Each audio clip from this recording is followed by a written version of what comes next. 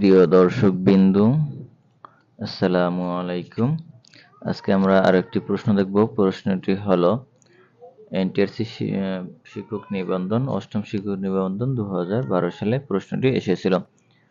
প্রশ্নটি হলো একটি রম্বসের কর্ণদ্বয় একটি 40 সেন্টিমিটার, অপরটি 60 সেন্টিমিটার, এর ক্ষেত্রফল কত বর্গমিটার?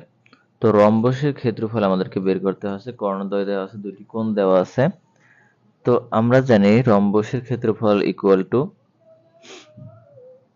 হাফ গুণন কর্ণদ্বয়ের গুণফল, অর্থাৎ প্রথম কর্ণটি গুণ দ্বিতীয় কর্ণটি, এই গুণফলের সাথে গুণ করতে হবে হাফ।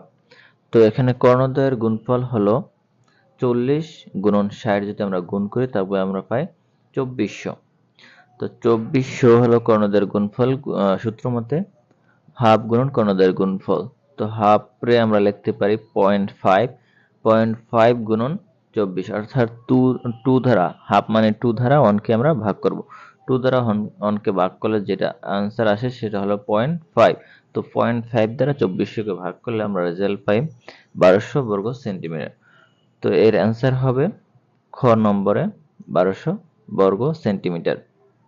তো আশা করি বুঝতে পারছেন। বুঝতে পারলে অবশ্যই লাইক, কমেন্ট এবং সাবস্ক্রাইব করবেন। আল্লাহ হাফেজ।